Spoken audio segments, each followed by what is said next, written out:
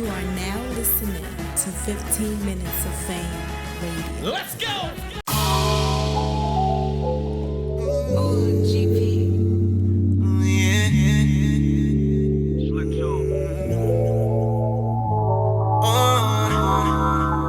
Smell Goodz. That chocolate leather is out now. Make sure you go get it.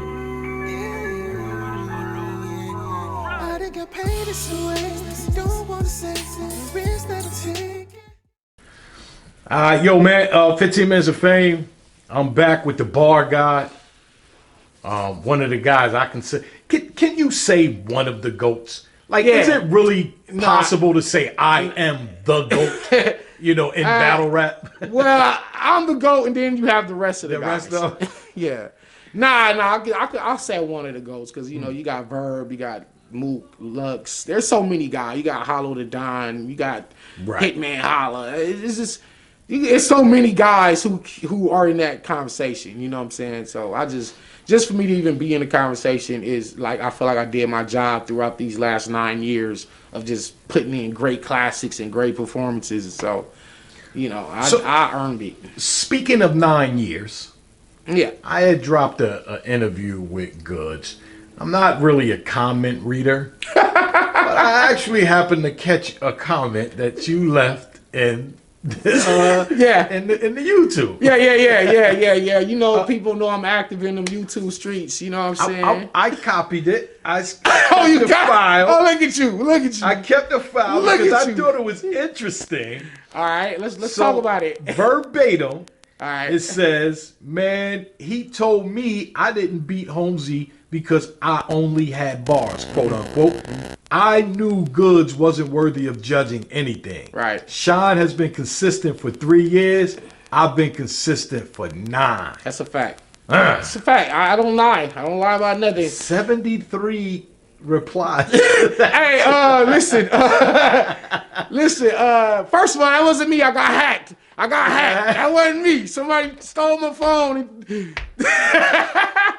No, but yeah, Goodz. I feel like it wasn't just him, because all the judges gave it to Holmesy, but Goodz, a particular reasoning for me losing that battle was, you had all bars, and it just, first of all, it showed me that, for one, you wasn't paying attention, because I didn't only have all bars. I had jokes, I had freestyles, I had angles, I had all kind of shit. It wasn't just, and I wasn't even punchlining. Like, when you watch me versus Holmesy, I wasn't even punchlining. I was doing all kind of cryptic writing. It was very different.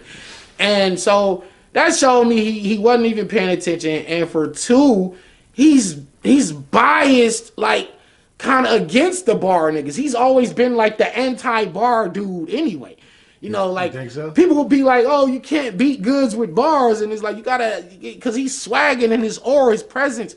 Goodz is dominant in what he does. He's a legend for a reason. You know what I'm saying? Like, he don't rap like nobody. He got his own style.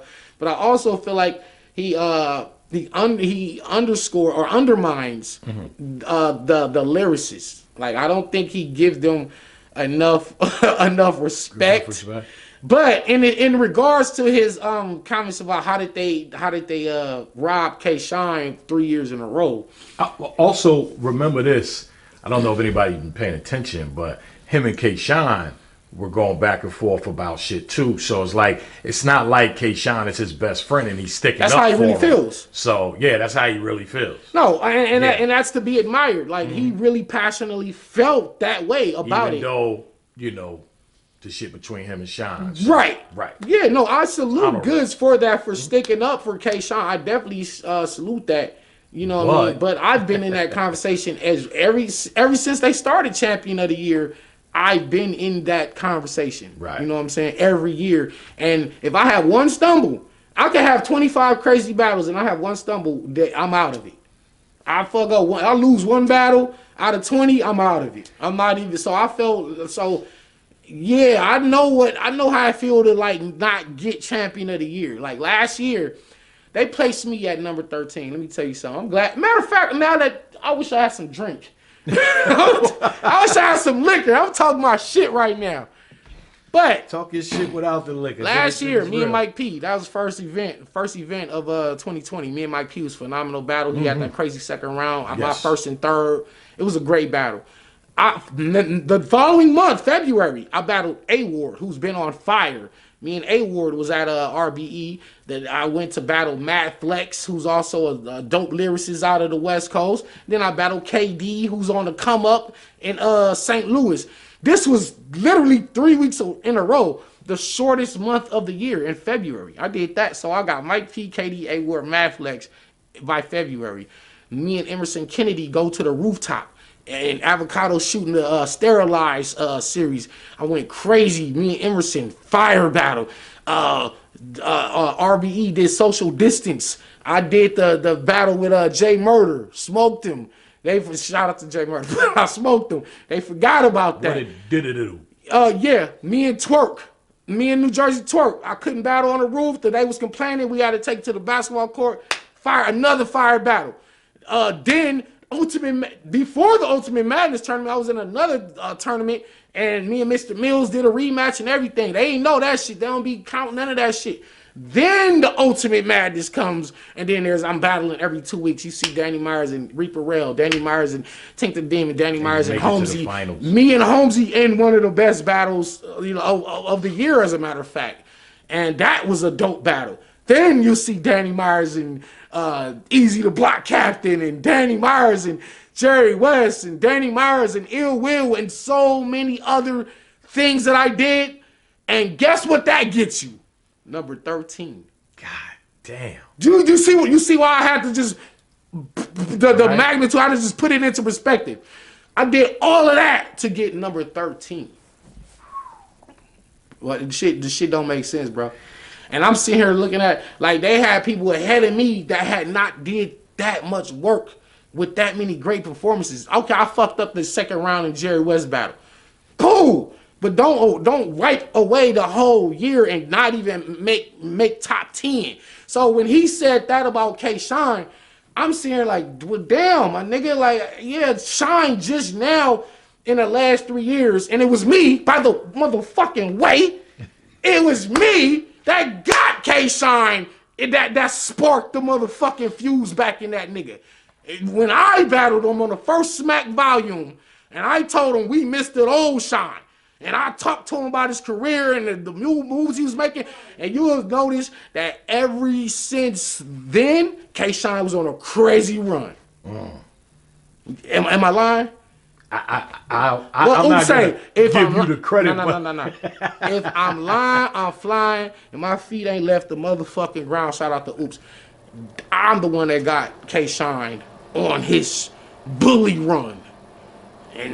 But before that, I've been before it was champion of the year, I was always in the conversation of battler of the year for Source Magazine, for Double XL, for different platforms that was judging who's the battler of the year. Well, for 9 years straight. No disrespect to you, and no disrespect to those publications, but they don't really fucking follow battle rap. The way follow battle rap. You understand what I'm saying? But like, that was they pay attention to battle rap, but I don't know if they really follow battle rap. So of course not. I get that point. But the fact is that I was always mentioned every year since I started battle rapping. Back from, well, not so. Is it safe to say that you are angry that you weren't in the top 10? Absolutely. I mean, here's another thing. I was shit. Fuck that. I'm kind of more angry that B-Dot got pushed to third. Now now let's talk. K-Shine had an amazing run. You know what I'm saying? Me and K-Shine never really saw eye to eye, but after our battle, it was like before the battle we had tension. After the battle was tension, and then me and K-Shine we're not best friends. I don't call him, check on his kids and things of that nature. But when we see each other, it's all love. But when you look at B-Dot's year compared to K-Shine's year, I think the material, the writing. What are we judging this shit on at the end of the day? What are the determining factors? What is the criteria? I think the writing should be the number one thing. Not your performances, because all of that shit is byproducts of the writing. You can't perform shit without saying the bar. You need the bar to even have the performance. So the writing comes first. I've said, or I think maybe DNA said to me one time that you can watch some battles and mute it and think that guy won because of his performance. Because what he's but doing. in all actuality, the other guy won. The other It's guy just that he was just doing a whole lot of It's more the performance. Exactly. Sis boom ba pom pom. It's But that isn't as effective without the bars when you're listening. back exactly. So it just brings around what I was saying in terms of the writing should be revered first, and then okay, now it's strength of schedule. Who did you battle? You know, what impact did you leave this year? B-Dot and Saga, and with that handshake on the roof, to me, was moment of the year. I think Big K had one Body of the year. No, he got body of the year, okay, but I think he got like moment of the year too. If I'm not, I think because he won like 2 of them. I think they gave him moment of the year with that round on his first round for Adi Boom. But I think Saga and B-Dot shaking hands with the sunset going down in the background was that shit. I shed a tear. I was right there on the roof. A fucking tear came out my eye. That shit was monumental. You just probably had to be there, but still. So the writing. So name any of B-Dot's 3 rounds versus Rum Nitty. Name any 3 rounds from K-Shine that substance wise and just lyrically in depth was better than B-Dot's 3 rounds for Nitty. I don't retain that much information, so Nice damage control. it's for real though. I don't retain a lot of the information, and when I watch something again, I'll be like, oh no, he won this battle. Okay. You know what I mean? I'm not saying Shine wasn't winning his battle because Shine was beating. No, I'm just saying in general. Yeah, Shine's winning.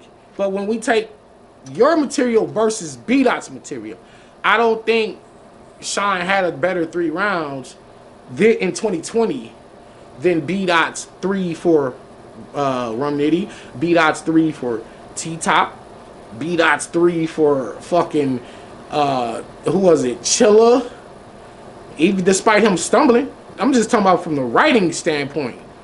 You know what I'm saying? So then, when B-Dot and Chilla battle on volume 6, yeah, we had the buildings in the background, you know, the Hollywood set, right? 6 it was, yes. They built that as the battle of whoever win this is champion of the year. They did the same thing when K-Shine battled Geechee. They was like, okay, they both in the running for it. Whoever win this battle, I think that was Smack Volume 5 or 4 in Florida. And then the consensus was Geechee won the battle, and then Geechee wound up getting the champion of the year. So they did the same thing, right, with Chilla and B-Dot. So by that logic, Chilla wins the battle. B-Dot should just, you didn't win first place. You should get second. But what happened was he wound up getting moved down another notch under K-Shine. And that's when I was like, yeah, we got to change the system. 15 minutes of fame. You are now listening to 15 Minutes of Fame Radio. Let's go.